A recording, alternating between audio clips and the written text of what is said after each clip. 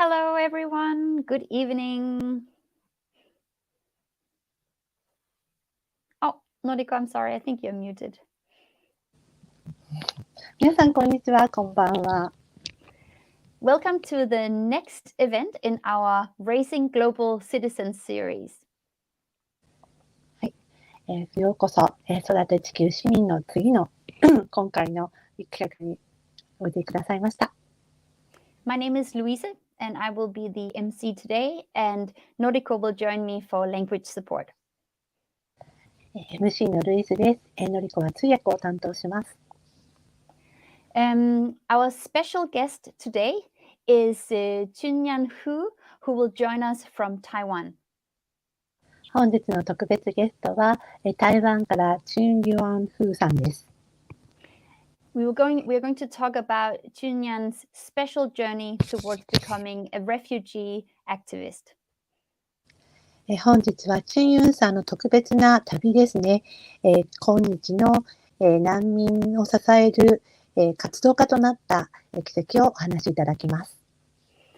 ChunYuan is a part of this series as she joined our global university program in 2019. 本日このシリーズに登場していただくのチュンユンさんは2019年の地球大学特別プログラムに参加されました。And we're going to hear both about her journey before joining Peace Boat, but also what she has been up to since then. 本日はピースボートに参加する前、そしてその後どうされているかということについてお話しいただきます。Without further ado, let's invite ChunYuan to the studio. では早速チュンユアンさんをお迎えします。Hello. Hi. I hope you hear me okay. Loud and clear. Perfect. Hi, everyone. Good evening, good morning, good afternoon, no matter where you are. My name is ChunYuan. I'm very happy to be here. 皆さん、こんばんは。おはようございます。こんにちは。どちらにいらっしゃっても、私はチュンユアンフーと申します。今日はこちらに来れてとても嬉しく思っています。We are really excited to have you with us today. And as I just introduced, we're going to talk about your journey towards becoming a refugee activist. 私たちもお迎えできてとても嬉しく思っています。本日はチュンユアンさんが難民のを支援する活動家になった歩みについてお話しいただこうと思っています。Yes. The topic of today's talk is from fear to hope, how I become a refugee rights advocate in Taiwan. 本日のテーマですけども、恐怖から希望へということで、私が台湾で難民の権利擁護者になるまでの歩みをお話ししたいと思います。Next page, please. It was a surprising career path for me, and I never really expect myself will be doing this right now. I didn't know anything about refugees growing up, and when I started university in 2013, this was me and freshman year, 18 years old, and I was a literature student who loved performing and eating. 今日の私が行っていること、これ私にとって本当に驚きの進路なんですね。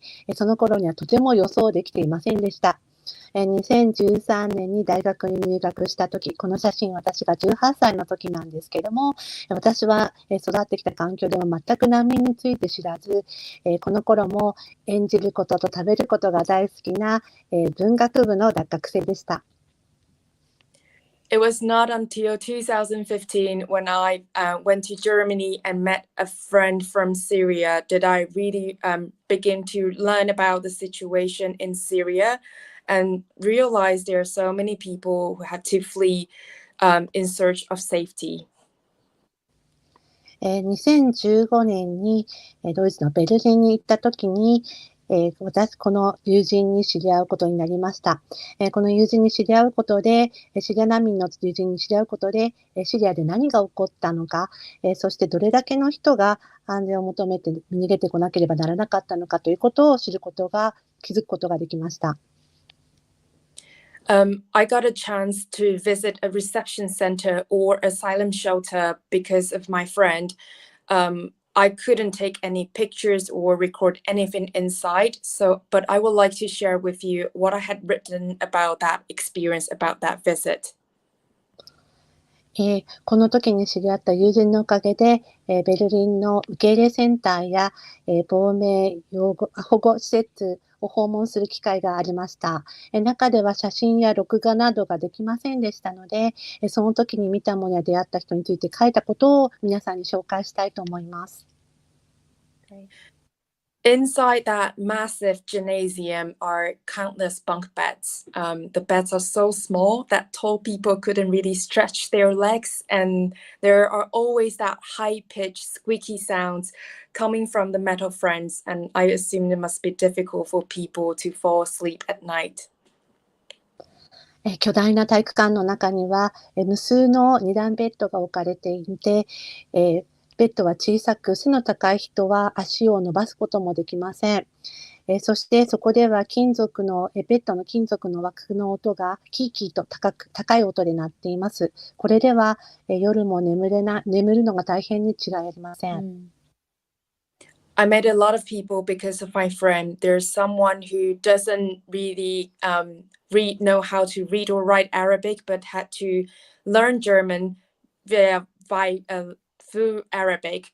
And there's someone who used to study law in university, a subject that he was passionate about, but had to drop out because of the war. この友人のおかげで私はたくさんの人に出会うことができました。アラビア語の読み書きができないにもかかわらず、アラビア語でドイツ語を学ばなければならない人がいたり、大学で法律を勉強して、とても情熱を持っていたのに中退しなければならないという人も戦争のために中退しなければならないという人もいました。There is someone who had to sell hashish to make money and send it back to their family. And there's someone who just one day out of blue received a call and was informed that his relative passed away in a bombing back in Syria. 他にも、家族への仕送りのためにハシシという大麻製品を売ってその売り上げを仕送りしなければならない人がいたり、突然家族から電話がかかってきて、親戚が爆弾テロで亡くなったと知らされている人がいます。I can see a lot of people trying their best to recognize the names of the street and trying to figure out where they are. And I can see parents clutch their children's jackets just because they're so afraid they're going to be lost in the city that those parents are not familiar with. そして多くの人がそこの道の名前を一生懸命覚えて自分の居場所を探そうとしている人たちが見かけました。そしてそこにいる子どもたちの親は見慣れない場所で子どもたちを見失わないように行方不明にならないように子どもたちの上着をしっかりと握りしめていました。It was an unforgettable experience, and in the face of a dire situation like this,how did I feel? I felt that I was the most useless person in the world because I didn't know what to do. But also at the same time, that also what propelled me to think, me as an individual or Taiwan, what can we do to support refugees? And that's how my advocacy journey began. 本当にそれは忘れられない体験でした。このような悲惨な状況を目の前にして、私が何をしたらいいのかわからず、本当に自分は世界で一番役に立たない人間だなと感じていたんです。ですけれども、私個人や台湾に何が起きている、台湾が何ができるのかということを一生懸命学ぼうと思った瞬間でもあります。こうして私は今日の擁護者としての、避難民の擁護者としての道を歩むことになりました。It's incredible how this one diary entry, it's so powerful. I think everyone watching can really feel what you were feeling in that moment.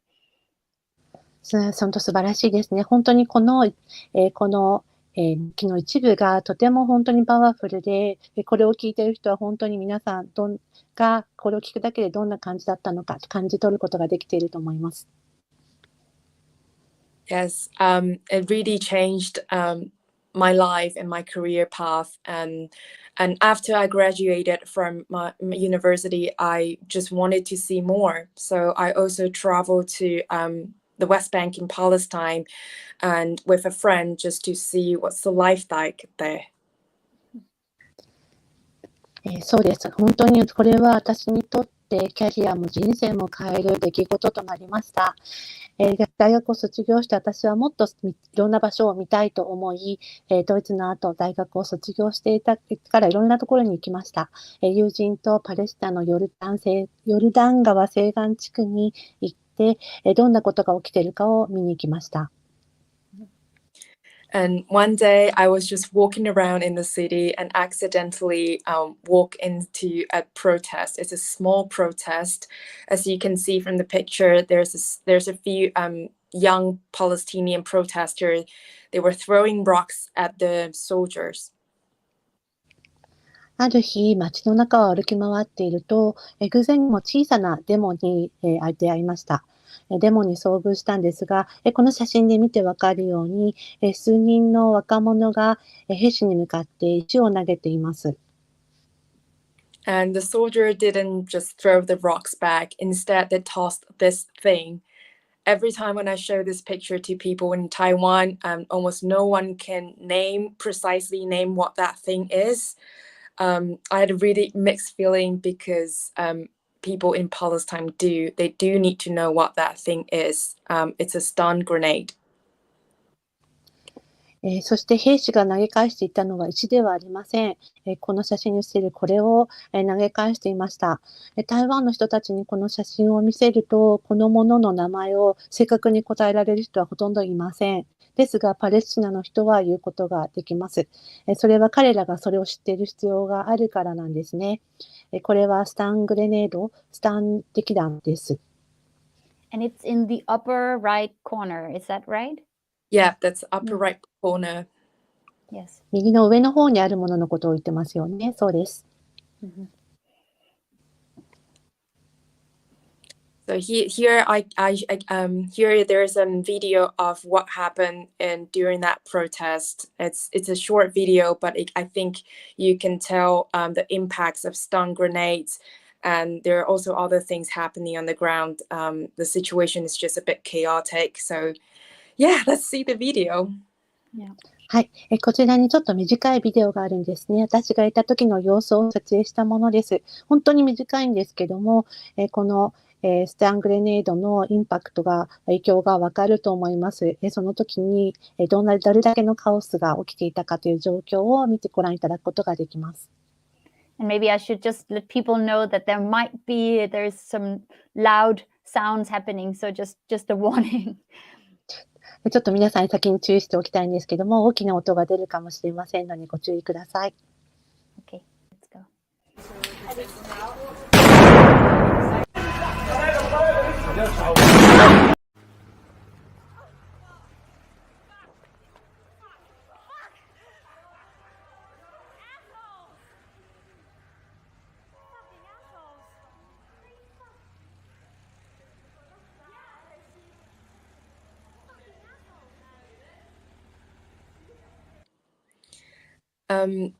As you can see, there's a black car, a black trunk, and they're trying to push people to the other side. And that at the same time, there's stun grenades hitting on another side. So I was actually trapped in that situation. ご覧いただいて分かったように、黒い乗り物が人々を逆側に押しやろうとしていて、また逆側にはスタングレネードが見えたかと思います。Yeah, really scary. Sorry. Yeah, I was 23 years old when this happened. It was the first time that I actually felt that I was about to die. And it's not because of an accident, not a disease, but someone or some group, they were throwing something at my direction that could have hurt me. I assume that's somewhat close to the feeling of being prosecuted or the feeling that your life is hanging by a thread. このことが起きたとき、私は23歳だったんです。初めて自分が死ぬかと思った時でした。事故でもなく、病気でもなく、誰かが私の命を奪うようなものを直接投げつけてきたんです。それは、起訴されたり、または自分の命が糸でつながれているような感覚に近いと思います。It was the first time I had this feeling, but for this young person that you see in the picture, he lived right across the street that I was hiding on. It was probably another normal day for him. It doesn't happen that day. It happens a lot of times. This experience just made me further understand what it feels like to be fearful and why people had to flee. こんな感覚を持ったのは私は初めてだったんですけれども、この私がいたところの私が隠れていたところの向かい側にいた若者にとってはおそらく日常だったと思います。こんなことを通して私は初めてですね、どうして人々が他の場所に逃げなければいけないのか、恐怖とは何かということを体験し分かることができました。It's very, very difficult to imagine what it must be like to have this as your everyday life. 日常に起きているというふうに感じることをイメージするのは本当に難しいことですよね。Yeah. But for a lot of people, leaving your hometown is a difficult choice. And would the life in a different country be better? Let's find out. Because I also went to Lebanon. I went to Bekaa Valley. I visited several organizations there that support refugees, and most of them are educational centers. そうですね。でも自分の故郷にいることが難しく、他の場所に行ったらどうなんでしょう。そのことについても見ていきたいと思います。私がレバノンに行って、訪問したのがベッカーダニにあるいくつかの組織です。私が訪れたのは、難民を支援する、組織の中でもほとんどが教育センターでした。Why do I want to mention Lebanon is because when I start to talk to people in Taiwan and about the possibility of welcoming refugees in Taiwan, I often get a reply that Taiwan is too small to host refugees. I had mixed feeling because when I was in Lebanon, it was a country that's way, way smaller than Taiwan. レバノンについて話した理由なんですけれども、どうしてかと言いますと、台湾でこの難民支援受け入れについて話すときに、多くの人が、台湾は、小さすぎるから、狭すぎるから無理だと言われるんですね。ですけれども、レバノンは台湾よりずっと小さい国なんです。ですので私は本当に複雑な気持ちになりました。Lebanon is only a third as big as Taiwan, and it's roughly the size of Gifu Prefecture in Japan. Wow. レバノンは実際台湾のほんの3分の1の大きさで、日本の岐阜県と同じぐらいの大きさです。And its population is roughly about 6.7, 6.8 million people, which is the orange part of the circle that you're seeing. And there were at one point maybe 1 million or 1.5 million Syrian refugees in Lebanon, which is the yellow part of that circle. レバノンの人口なんですけれども、670万人から680万人です。この円グラフで見ていただきますと、オレンジの部分になります。黄色の部分はシリア難民でして、だいたい100から150万人の難民がいたときです。That gives a bit of food for thought, right? Makes us think a bit. Yeah. はい、考えさせられますね。Yeah. But the situations there is the resources are scarce. many people live in unsafe shelters like the one you're seeing right now, and it gets really bleak in winter due to heavy rain and strong wind and just a lot of disease because of flooding. There's just very bleak. はい、こちらですけれども、非公式キャンプなんですが、この場所では本当に資源が乏しいんですね。少ないんです。多くの人がこの安全ではないシェルターで暮らしています。冬は大雨となり、強風のために、たくさんの病気が発生し、洪水なども起こりますので、本当に殺伐とした雰囲気になります。And this is from Lebanon? Yeah, it's the Bekaa Valley from Lebanon. Yeah. はい、レバノンです。先ほど話したベイカー谷ですね。Yeah. But for host communities, for Lebanese people, there are, of course, different attitudes towards the issue. Some people I spoke to, they used to be very welcoming, but started to feel frustrated because the conflicts seemed endless. We don't know, when they can safely return, whether they are going to stay here forever. The resources were stretched out. そしてこのホストコミュニティに対してもですね、この問題に対する姿勢はもちろん様々です。私が話してた中でも、以前は例えば歓迎されていたのに、紛争が終わらないかもしれないといった感情を受けていると、ずっと戻らないかもしれない、いつ戻る、またはずっといるのかということで、感じていたり、資源が不足している、またフラストレーションなどを感じる人も、感じるようになる人もいます。Yeah, one can imagine as a host country or host community, at some point you start to wonder, do we have enough resources to take care of all these people? そうですよね。ホスト国とかホストのコミュニティも、ある時点になると、本当にこの人たちに十分な資源があるのだろうかと考え始めると思います。Yes, there are plenty of issues that comes with an influx of people. So, for example, waste management. People produce waste, but there is no additional funding to manage it. Needless to say, no one wants to live next to dumpsters like this, and it affects people physically and mentally. そうですね。たくさんの問題があるんですけれども、その中でもその一つが廃棄物管理です。もちろんこういったことに対応する追加資金というのがおそらくありません。誰もこういった廃棄物の横には住みたくないですよね。身体的にも精神的にも大変なことです。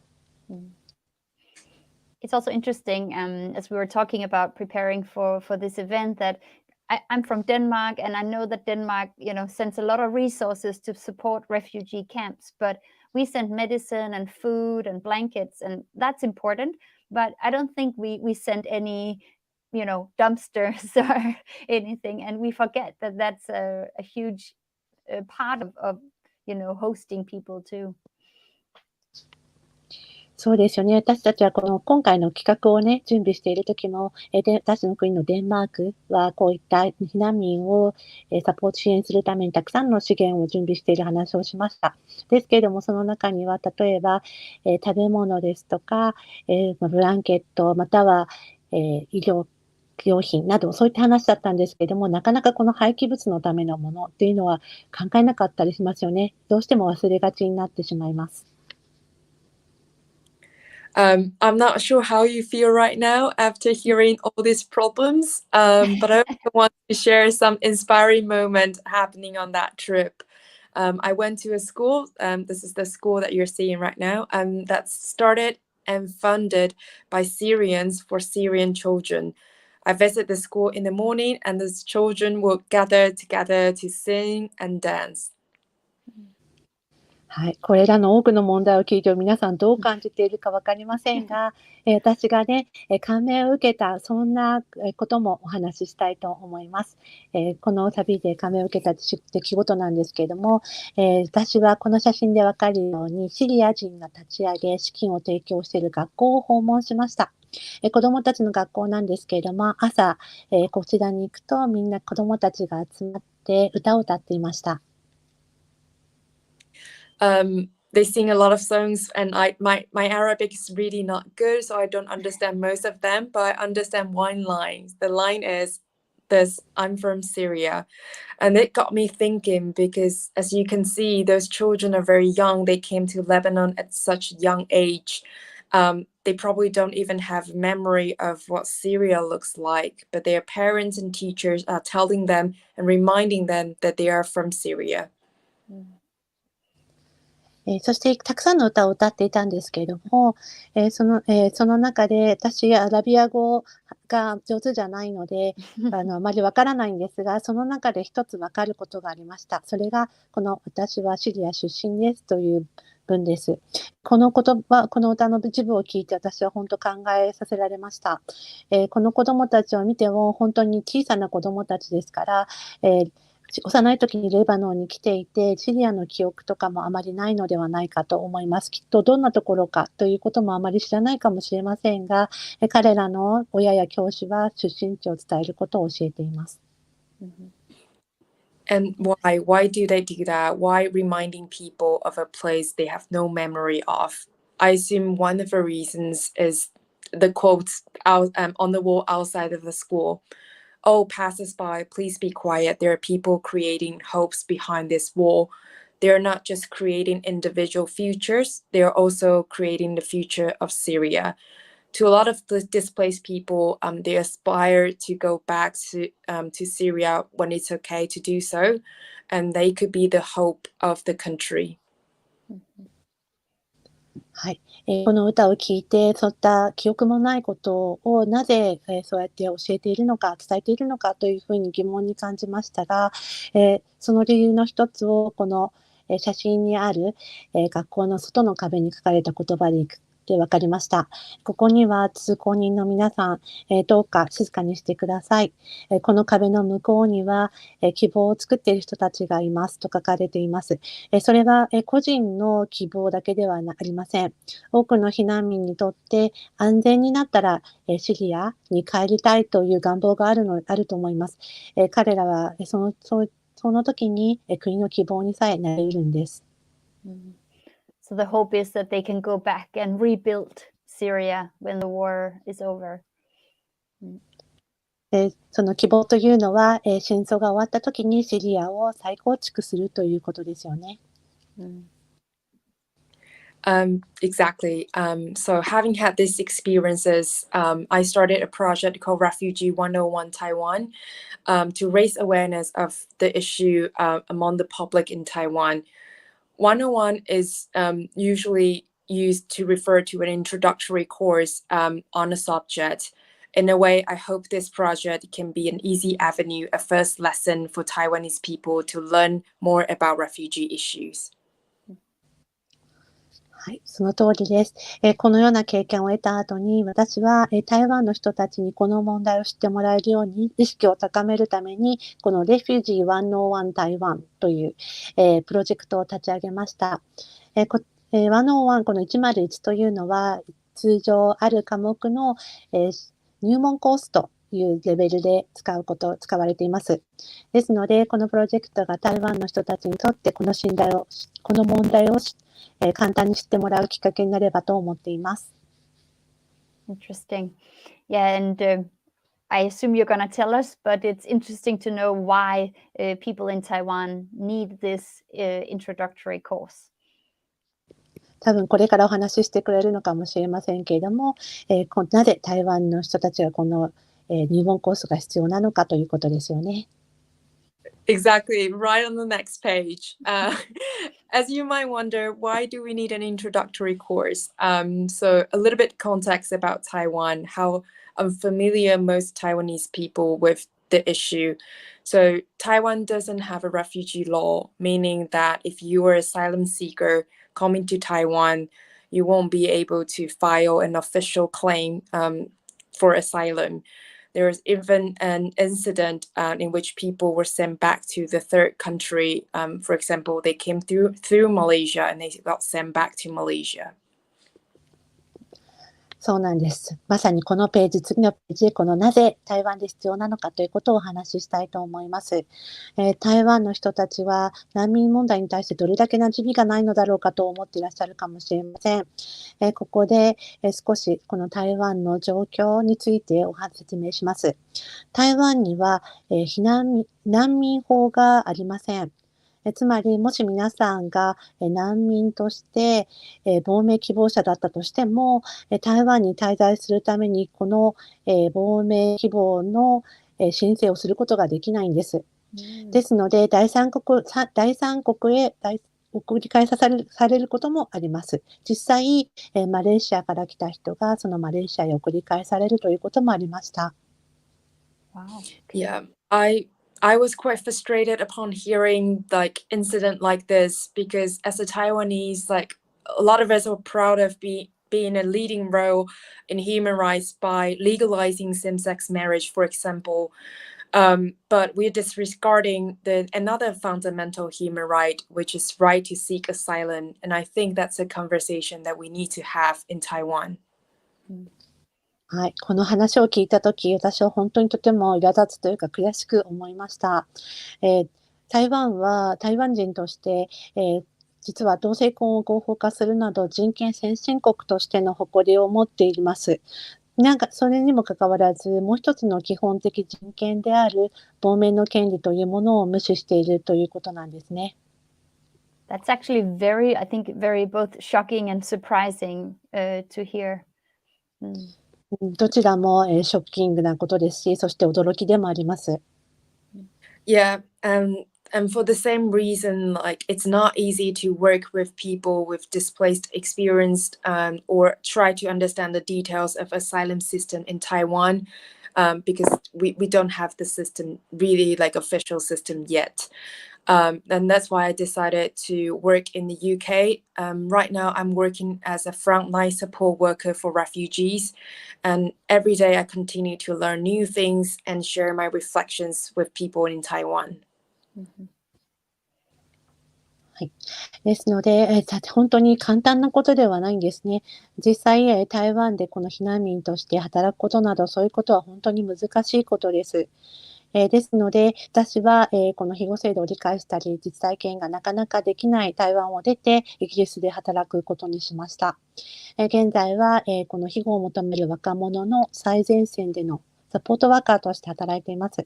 新しいことを学ぶことで、こういった自分の反省点も含め、台湾の人たちに伝えるようにしています。When did you start working in England? It was actually December last year, so it's almost a year. All right.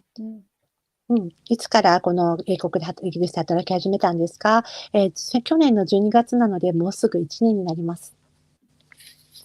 I started Refugee 101 in late 2020, and I host talks and workshops mostly at schools from primary, secondary to university to community college. So far, I have had over 100 workshops and talks and reached over 4,500 people that age as young as 10 years old to someone that's over 65. Oh, wow. 先ほど紹介した私が始めたこのプロジェクト、Refugee 101、日本語にすると難民101ですかね。こちらは2020年の暮れに立ち上げました。それから以来私はたくさんの場所で講演を開催しているんですが、主に小中学校や大学、コミュニティカレッジなどの学校で行っています。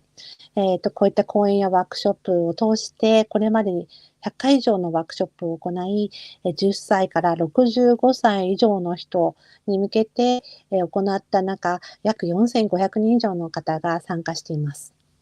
That's impressive. And that was in just 2 years? Yeah, that's just, years. すごいですね。ほんの2年間のうちにですか？はい、そうです。So while working, you're doing this, you must be very busy.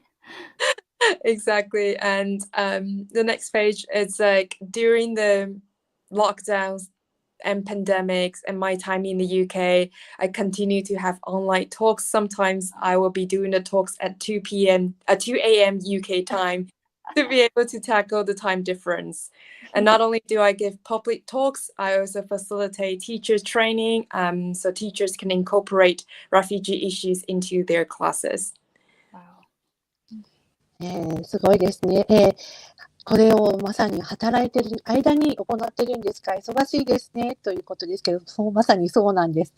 このロックダウンが行われている間、またパンデミックの間、イギリスからも私はこの、オンラインの講演を続けました。時にはイギリスでは現地時間朝2時にですね、この時差を乗り越えて行うために講演をこんな時間にも行っていたんですが、講演だけではなく、教師の人たちが授業に難民問題を取り入れられるように、教師向けのトレーニングも行っています。Wow.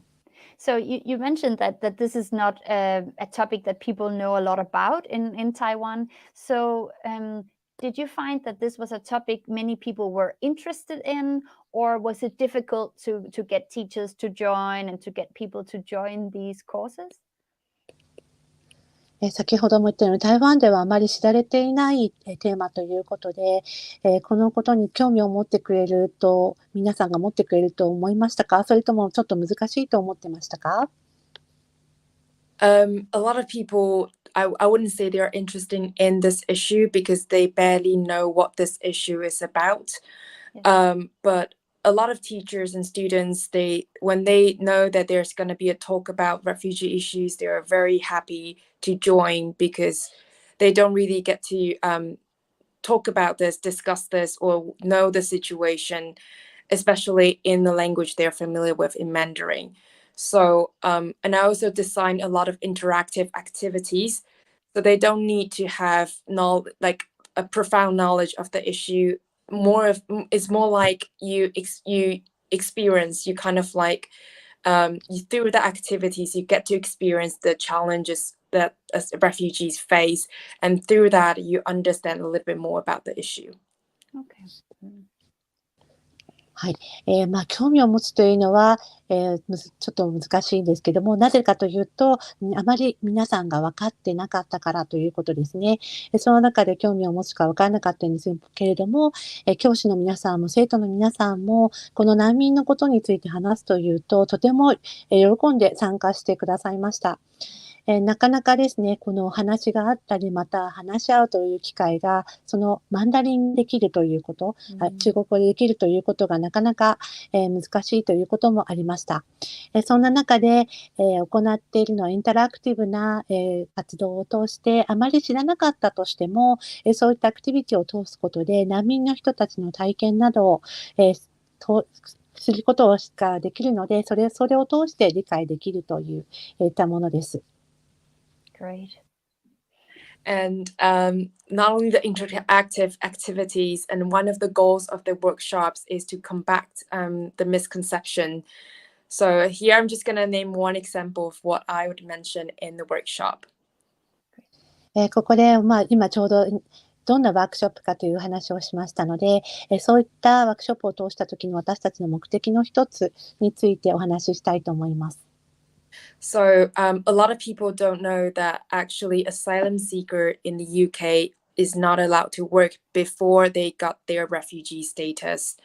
They can apply for a work permit after 1 year of waiting for their asylum claim, and can take on certain jobs. その目的というのはもちろん誤解を解くことなんですけれども、ここで例えばイギリスでは、非合申請者が働くことが許されていないということを多くの人が知りません。彼らは労働許可証を申請して、特定の職業に就くことができますが、その亡命者が働くことが許されているのは、その一定の職業だけです。So I would ask people what kind of jobs they think that asylum seekers are allowed to work. Many, or even almost all, would answer that they think it's going to be the physically demanding job, non-technical jobs. So they would still think that if a person is hardworking enough, they can make a living.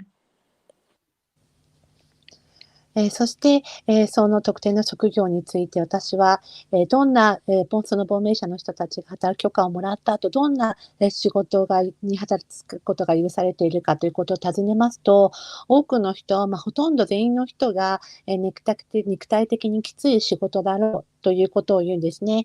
つまりほとんどの人が一生懸命働いていれば、生計を立てることができる仕事だと答えています。I think that's what most people would assume. Yeah, maybe the less popular jobs, maybe. そうですね。ほとんどの人がそう考えるかもしれないですね。別の言い方をするとあまり人気のない仕事とか。Yeah, exactly. But well, in fact, they're only allowed to work on jobs listed on the shortage occupation list. And some of the professions, for example, including engineering, geologists, I don't even know what that is. Pastoral musicians, most jobs require years of experience or high qualifications that many people just don't have because of education disruptions and displacement. はい、そうなんですね。ですけれども、実際にはこの亡命者の人たちが、就労できる、リストというのは、この政府の定める労働力不足職種リストに掲載されている職種に限られるんです。例えばその中にはエンジニアとか、あとは地質学者、もう本当わからないですよね。オーケストラの音楽家といった職業などがありますが、これらほとんどの職業が長年の経験と、そしてとても高い資格が必要となりますので、彼らがいた地域では教育の崩壊やまたは移住ということのために、こういった資格を持つことができなかった人が多いのです。Wow. So not only do you have to wait that 1 year, you also have to be lucky enough to have qualifications for very, very sort of technical specific jobs. Exactly. そうですね。まずは、先ほど言ったこの働けるために、まず申請して1年待たなければならないだけではなく、待ってこの資格が得られたとしても、これだけ高い資格を持った仕事でなければいけないということですね。そうです。After you got the refugee status, you are allowed to work on any jobs, but the waiting time, it can be half a year, it can be 1 year, 2 years, or 5 years. No one really know how long you're gonna wait. Okay. そうですね。実際にはその資格というものをもらえばいろんな仕事で働くことができるんですけども、その資格をもらうまでには半年、1年、本当にどのぐらいかかるかわかりません。So in that workshop, I used like real life stories or this policy reality gaps to let people reflect on the misconception they may have before. Many may think the asylum seekers are lazy, unskilled, or here for benefits because what you see maybe on the street, they're just sitting there and you think they don't work. そうですね。私は、こういったワークショップをするときには、できるだけ実際の、実話や、政策と現実とのギャップを使ってお話しします。人々がこれまで抱いていたような誤解を振り返ってもらうようにしているんですけれども、多くの人のイメージが、こういった難民の人たちは怠け者、未熟者、福利厚生のためといったような、イメージを持っていまして、ただ、道に座っている、そんなふうに思っている人もいます。So through this workshop, people can take a step back and before jumping into a conclusion and consider that maybe they're stranded, they lack of opportunities, and they have to deal with multiple policy restrictions written in a language they're not familiar with. ですので、私はこのワークショップでは皆さんに一歩下がって、実際にその、自分で、結果を出してしまうまでにその考えを占めてしまう前に一歩下がってみてもらうようにしています。もしかしたら彼らは、指導されていたり、ただ機会がなかったり、または、馴染みのない言語で書かれた複数の政策的制約に対処しなければならなかったりしているかもしれないということを考えてみてもらうようにしています。I just want to say that everyone has misconception. I used to have lots of misconceptions as well. But the more I learn about this issue and the more I speak to the people with lived experience and host communities, the more I can step in their shoes and imagine how we can move forward together. 本当にですね、私も含めて皆さんいつも誤解を持つことってあると思うんです。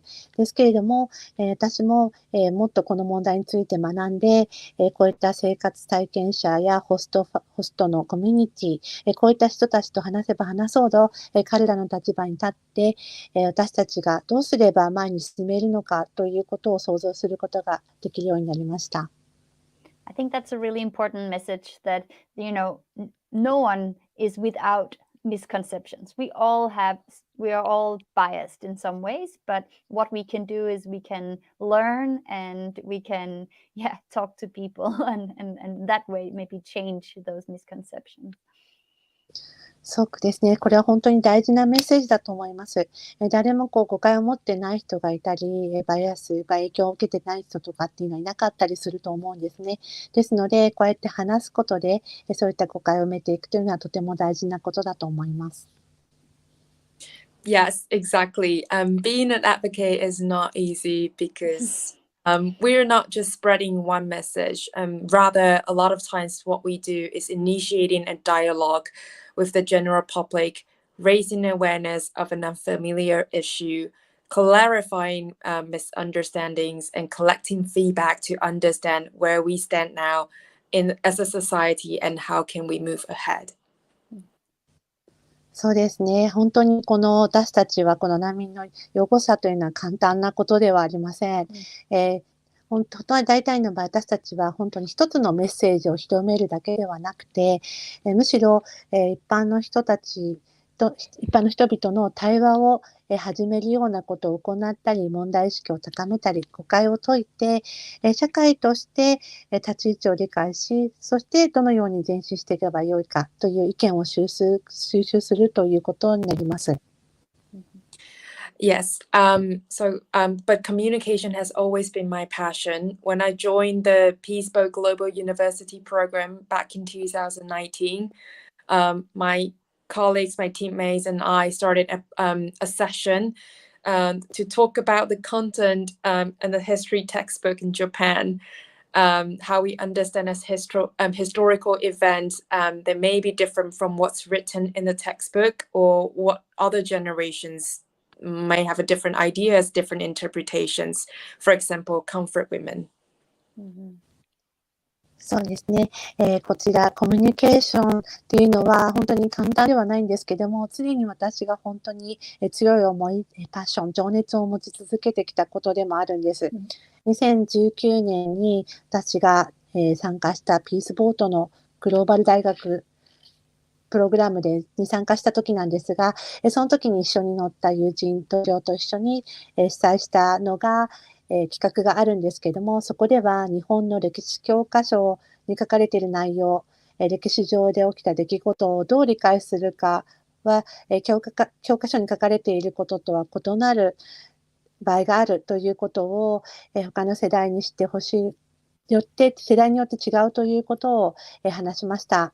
それは例えば慰安婦のことです。We didn't reach any conclusion that day. It was a conversation, but to me, that's what's the most needed at that time. It's like planting a seed and waiting for it to bloom at the time when it's ready. And I think it's absolutely okay that we don't agree on something necessarily, but rather if we continue talking about it, we will know where we are and maybe we can move forward together at some time. はい。その日は何の結論も出ませんでした。会話だけですね。ですけれども、それがその時に一番必要だったことだと思います。まさに種を植えてその花が咲くことを待つようなものですけれども、お互いに必ず同意することが必要だとは思いません。そうやって話していくことによって、また前進していくことができると思っています。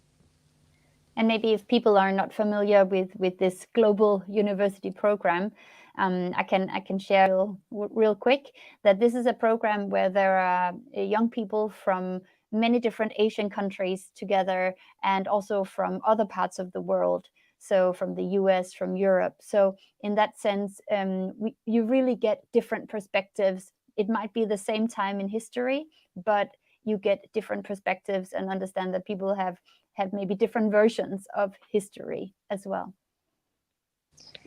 この今グローバル大学という言葉が出てきたんですけども、ご存知でない方のために簡単に説明しますと、このプログラムは世界中の若者が参加するプログラムでして、例えばさまざまなアジアの国々の若者ですとか、また欧米諸国からも来ますので、例えばアメリカ合衆国やヨーロッパから参加する人たちもいます。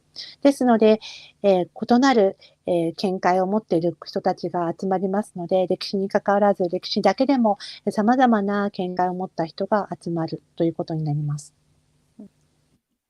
Looking at that picture just remind you of the good time that I had. Just missing it so much. But next page, please. はい、この写真を見るだけで本当に私がどれだけ素晴らしい、時間を過ごしたか、良い思い出を思い出させられてしまって懐かしくなります。That's right, me too. 私もです。This is my journey from someone who barely knew who refugees were to a refugee rights advocate in Taiwan. It started with meeting a person with lived experience, and it continued with a passion to raise awareness, to having a dialogue, and to talk about an important issue, which is a human right, a right to seek asylum that I think that Taiwan that we are currently neglecting. そうですね。この難民のことをほとんど知らなかった私が台湾で難民の、権利擁護者になるまでの道のりを簡単にお話ししました。こういった、体験者に出会ったことから私は、こういった対話を持つように、そして大事な人権について語り合うことから始まってきました。Great. And also you called your presentation today from fear to hope, and why is that? Yeah, I think that's the next page, isn't it? So the reason that I titled this talk From Fear to Hope is that it's just really sums up my whole journey from feeling fearful in Palestine, frustrated about a lack of power to change anything in Germany and in a lot of places, to be hopeful that as long as I continue to advocate, to bring people in, that people know about the issues, and maybe more people are willing to engage. And in that way, then I'm hopeful that me as an individual, we as a Taiwanese, or we as a global citizen can do a lot more to make things a little bit different and to make people who are in distress feel more supported. このタイトルがですね、恐怖から希望へということだったんですけれども、そうですね、それがまさにこのスライドでお話ししたいと思います。私はパレスチナで恐怖を感じて、そこから何も変える力がないことに苛立ちを感じていたところから始まり、私が主張し続ける限り、より多くの人がこの問題について知り始めるので、より積極的に関与してくれるかもしれないという希望が持てるようになりました。ですので、私個人、または台湾、または、地球市民として、もう少しこうやって関わっていくことによって、この恐怖を感じているかもしれない人たちが、少しでもサポートされるかもしれないと思っています。That's wonderful. And I mean, you are right now actually in Taiwan, but I guess you have to go back to the UK because your work is waiting. How long are you planning on staying in the UK? そうですね。そして今、イギリスにいらっしゃるので、イギリスにはどれぐらい滞在する予定ですか？So actually, I'm in the UK on the youth mobility visa. It's like working holiday visa, and that expires in July next year. So I would probably stay until July next year, and then see. I could come back to Taiwan and continue advocating, or go to a different context and see if there's anything else that it can be a reference for Taiwan to start a project as well about refugees. Really, I don't have a specific plan yet, but I think I could learn everything from no matter where I am going to be. そうですね。今、イギリスには、ワーキングホリデービザのようなもので滞在しているんです。これが、期限を迎えるのが来年の7月となります。ですので、それまではこのイギリスにいると思うんですけれども、その後はですね、まだわかりません。台湾に行ってまたこの養護者のことについて活動するか、またはもしかしたら他の国に、行くかもしれません。それはもしかしたらその台湾で活動するにあたって何か役立つようなことがあるかもしれませんし、または、新しいプロジェクトを始めるかもしれませんが、もう本当に特定の予定がまだ決まっていないので、どこでどうするかわかりません。Great. But yeah, well, I can't wait to see when your 101 for hopefully becomes a master course in refugee issues in Taiwan. はい。始められた、レフュージー101難民101、こちらのコースが本当マスターコースになって、本当に台湾でこの難民問題にはこのコースというものになるのを楽しみにしています。Yeah, I really hope to see that as well. And after having almost 100 talks, and then there are definitely a few participants that would come to me and after the talks and say, I want to become a humanitarian worker, and then even have one who went to Greece to volunteer in a refugee camp as well. So yeah, I really would continue doing what I do, and then hopefully more people will be willing to join as well. 本当ですね。もう100回以上のこの講演を通して終わるたびに必ず参加者の人たちが私に話しかけてくれて、もっとこの人道支援的なことについて携わりたいとかで、またはギリシャに行って、難民キャンプで働くとか、そういった話も聞きますので、こういった話を私はもっと続けていきたいなと思っています。That's amazing. Well, unfortunately, this is all we'll have time for today, but I just want to say thank you so much for not only sharing your journey with us, but also raising awareness of this really, really important issue. はい。本当ですね。もう残念ですけどもう時間になりますので、もうそろそろ終わらなければなりませんが、今日は本当にありがとうございました。